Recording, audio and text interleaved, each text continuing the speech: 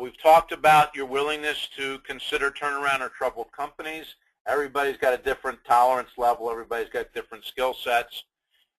Whether you're open in the third bullet to full versus partial ownership. Are you willing to consider spin-off sales or purchases of subsidiaries? If yes, how will that tie back to post-closing integration challenges? For example, if you are buying an operating subsidiary of a company and that company is dependent on some system, some software license, something that's going to be critical, what will the negotiation of that transaction look like? I worked on a deal a few years ago where we were buying the division of an operating company that relied heavily on the software of the mothership, and we spent as much time negotiating the software license agreement from the mothership as we did the purchase agreement, maybe even more. So there's a whole nother element to what your acquisition plan may look like and who your target audience is. Do you have the stomach or the willingness to launch an unfriendly takeover of a public or privately held company, or even buy the debt from the largest creditor of a publicly held company and do your acquisition that way? Those things tend to get hostile and ugly, and some companies are good at that kind of stuff and some aren't. Let me just take a breather here for a second and ask Elizabeth if we have any other questions or comments. I haven't had a chance to check the text chat box. No, that's okay. We've had some good questions come in. This one is really related to your depressing slide about our failure. Let's go back to being depressed as a group, shall we? Let's take a group 10X, everybody now. It seems like an ongoing theme, but the question comes from Alec, and it's, could companies be overpaying on these transactions and not causing some of these failure rates because of an auction process on the part of the seller? Are people paying too much? Yeah, Alec, I think you're 100% right. I'm not a huge fan of auctions. I'm in the middle of a couple of them right now, and it just makes me nervous. It's like the guy at the all-you-can-eat buffet. I mean, there's no way to not overeat at the buffet when all that food is available to you. And what happens in auctions is a little bit of our, forgive me, Elizabeth, but male bravado comes out, and we've got to win. And all of a sudden, in order to win, we're outbidding our competitor, and the testosterone kicks in, and we've overpaid for the company. And as I've been saying throughout today's session, when we overpay for the company, Alec, you're 100% right. We have screwed up the investment thesis. We have underestimated the post-closing integration costs. We've underestimated in a turnaround situation what it's going to take to really inject the company and get it on the right path. And then we're failing to deliver shareholder value. And I don't understand the sustainability of that model.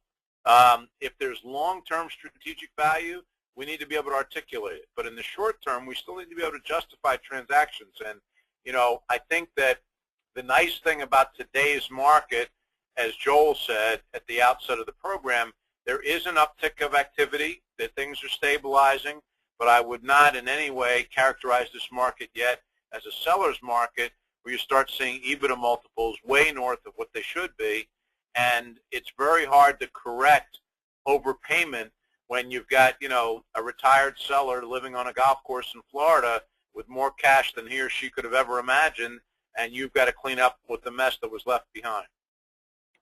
So very insightful question. Great questions from our audience today. Thank you, Juan. Thank you, Alec. Okay, great.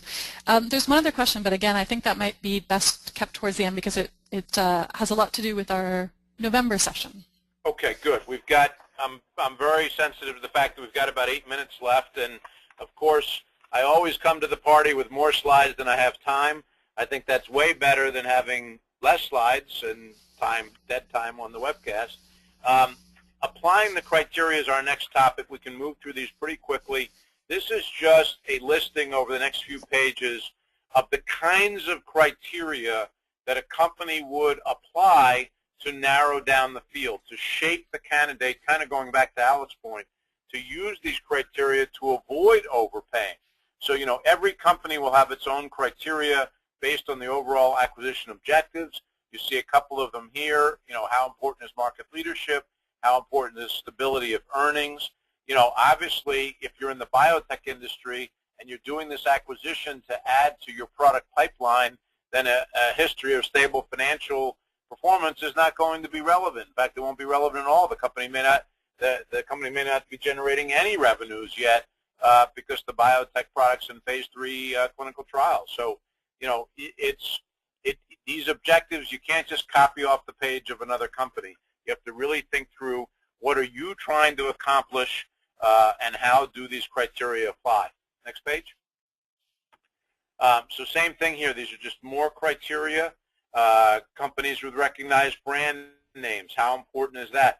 By the way, this particular bullet, we don't have a session in the 4 on cross-border deals. I think I'm not trying to give away anything, Elizabeth and Joel, but we may be seeing a session on that in 2012.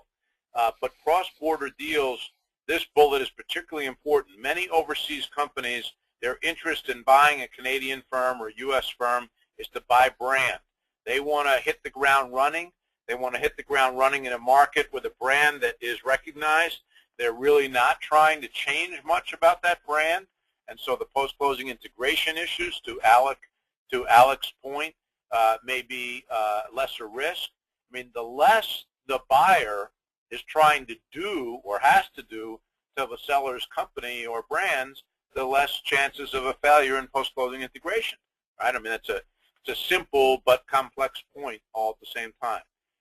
Products not susceptible to obsolescence or rapid technological change. Again, that may or may not be one of your criteria.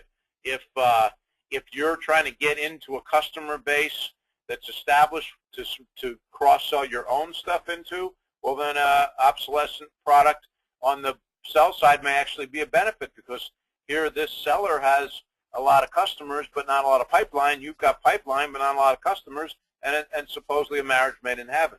If on the other hand you're relying on the revenue streams from that product line, then it not being susceptible to obsolescence or rapid technological change or fads or trends, these are all very, very relevant in product line analyses.